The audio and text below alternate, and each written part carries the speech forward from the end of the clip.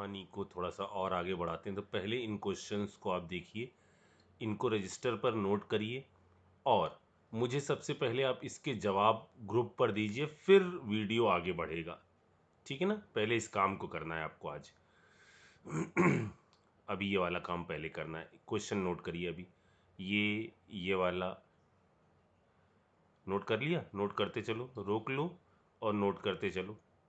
ठीक है, पहले इनको नोट करके आप हमसे इनको डिस्कस करो, इन क्वेश्चन का जवाब, फिर हम लोग आगे बात करेंगे कि क्या कहानी है।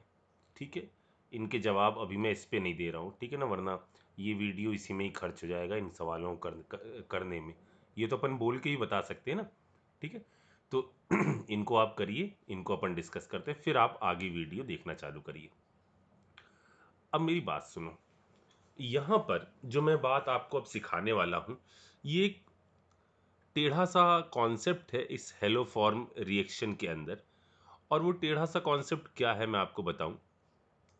एक सेकेंड। देखो बच्चों, होता क्या है, जैसे आपके सामने हमने ऐसे लिख दिया CH3 C double bond O और इधर मान लीजिए H लगा दिया, और मैंने इस पर रिएक्शन कराई। Br2 का मैंने लिया 1 मोल। ठीक है, इस कंपाउंड का भी लिया 1 मोल। मीडियम मैंने दे दिया बेसिक NaOH, और मैंने कहा कि फाइनल प्रोडक्ट क्या बनेगा। देखो बच्चों, यहां जरा बहुत ध्यान से एक चीज समझो। अगर उन्होंने दोनों का 1 मोल दे दिया, ठीक है, और फाइनली उन्होंने ये बनाकर दे दिया, आपको किसी ऑप्शन में ये दिख जाए कि CHBr3 बन रहा हो और HC double bond OO minus Na+ बन रहा हो। ठीक है बच्चों, तो आप इस ऑप्शन को टिक करिएगा। सर, आपने तो कहा था कि एक एक मोल में, इसमें तो बताया था 4 मोल। देखो, अगर एक एक मोल उन्होंने दिया हुआ है तो वो आपसे एक्सपेक्ट कर रहे हैं कि आप इसको माइक्रोस्कोपिक लेवल पर जाकर सोचो। और अगर उन्होंने पूछ दिया कि कंप्लीट रिएक्शन में यहां X दे दिया, यहां Y दे दिया, X और Y पूछे, तो वो आपका मैक्रोस्कोपिक लेवल पर बात कर रहे हैं।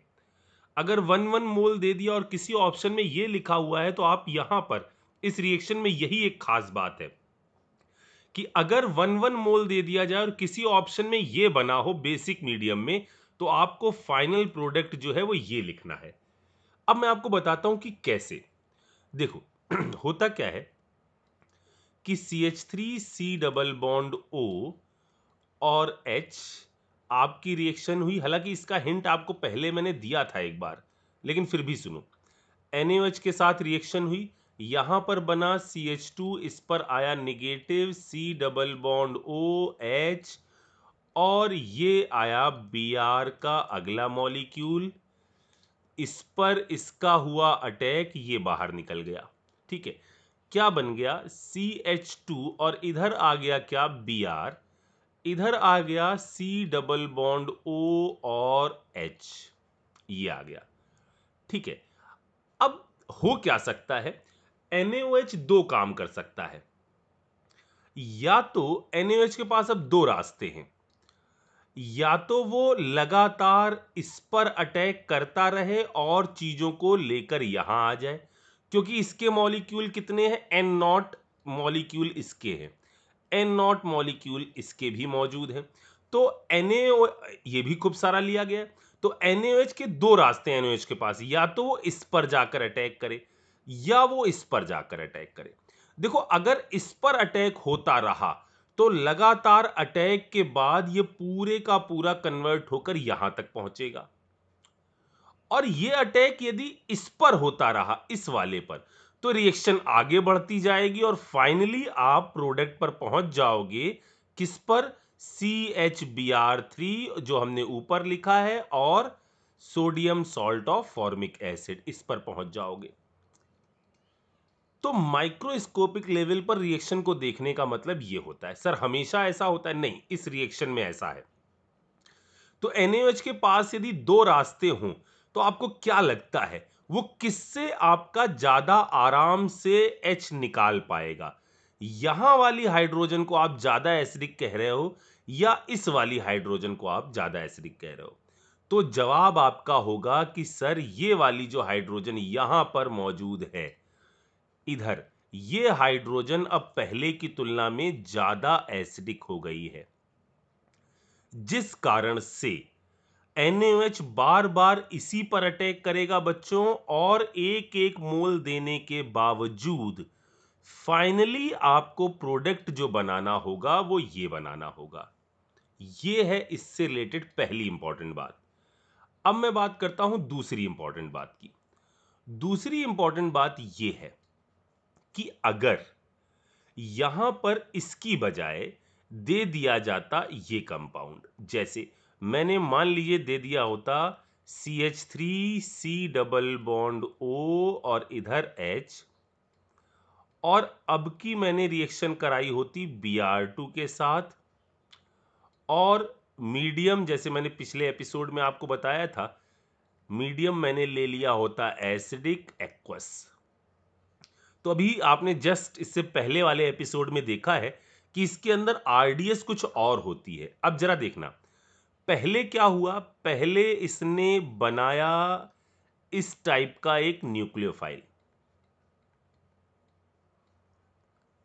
सर ये कैसे बन गया? अरे इससे पहले वाली स्टेप ये हुई होगी ना, CH2 डबल बॉन्ड ये इधर OH रहा होगा, ये बना होगा, इधर आया निगेटिव चार्ज, इधर आया पॉजिटिव चार्ज, इधर से ये डबल बॉन्ड बन गया, इस पर आ गया निगेटिव चार्ज, यहां वाला डबल बॉन्ड बन गया, H+ वापस चला गया, ये न्यूक्लियोफाइल बना।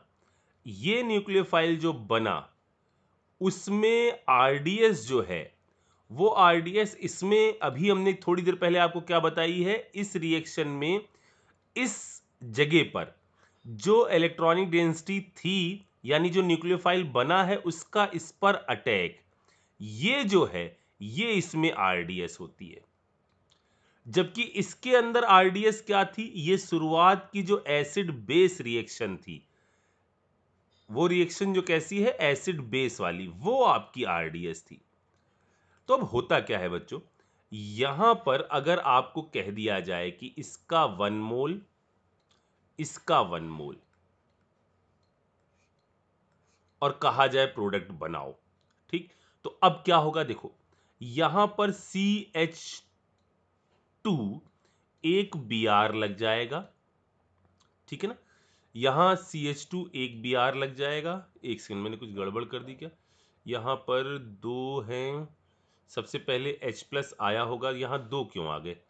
क्योंकि दो कैसे आ जाएंगे, एक यहां पर एक Br हट गया तो CH2 दो और दो चार, सही, तो कोई दिक्कत नहीं।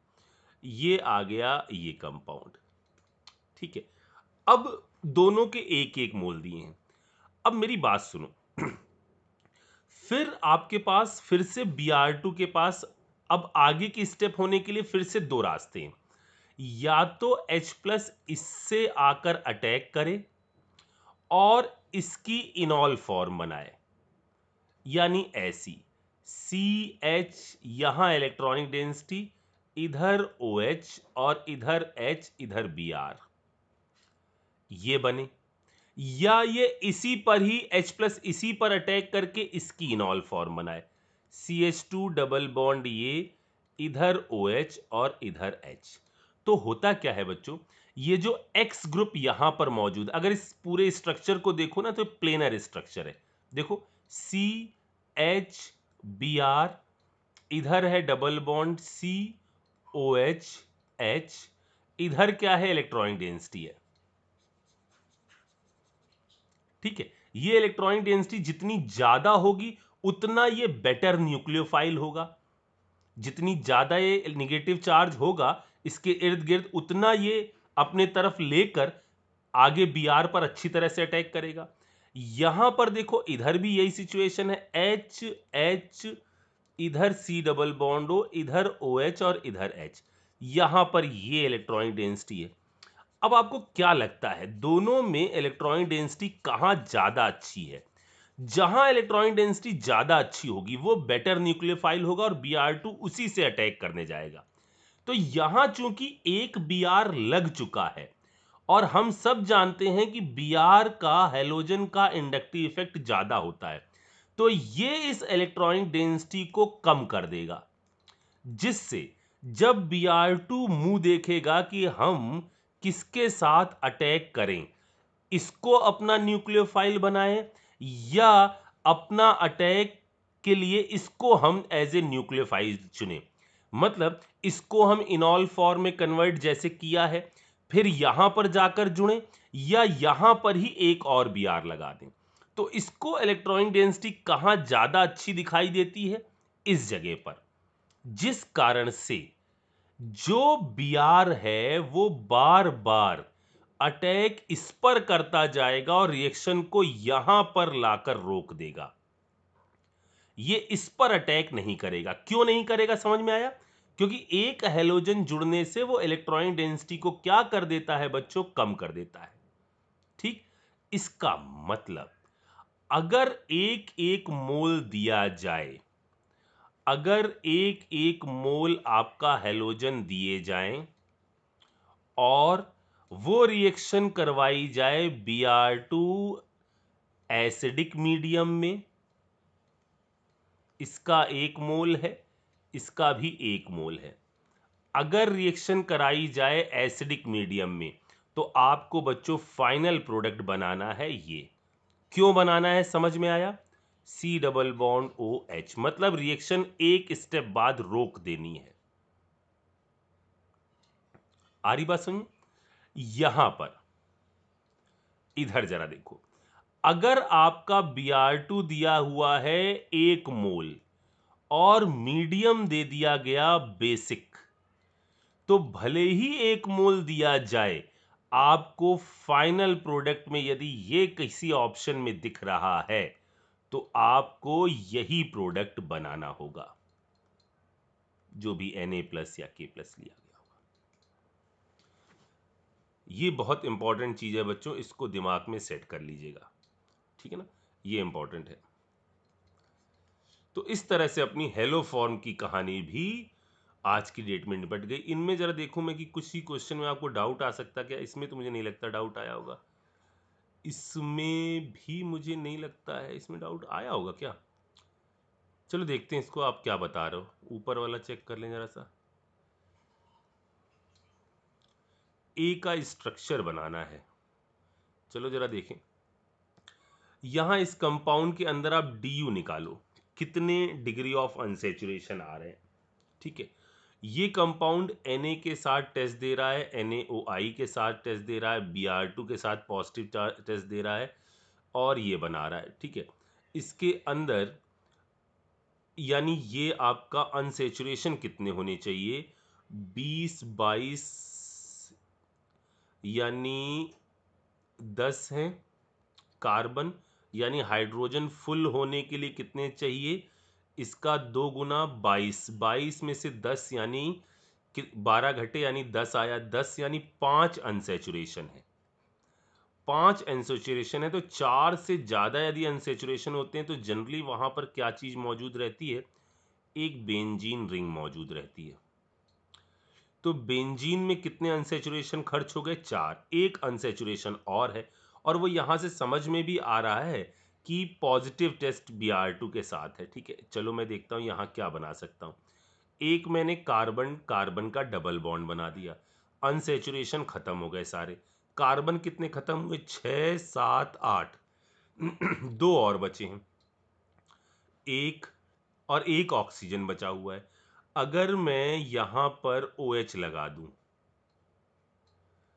अगर मैं यहां OH लगा दूं, यहां मैं CH3 लगा दूं, तो सोडियम मेटल टेस्ट पॉजिटिव हो जाएगा, हो जाएगा। यहां कार्बन मैंने पूरे के लिए 6, 7, 8, 9, 10, हाँ कार्बन पूरे हैं।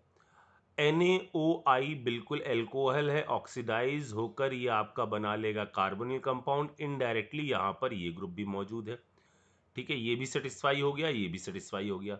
ब्रोमीन वाटर अनसेचुरेशन का टेस्ट, ये भी सेटिस्फाई हो गया। ठीक है, जी आई और ओ आई बिल्कुल ये भी सेटिस्फाई हो गए, ये कायरल कार्बन है और ये आपका सेंटर है जो शो करेगा क्या, जी आई।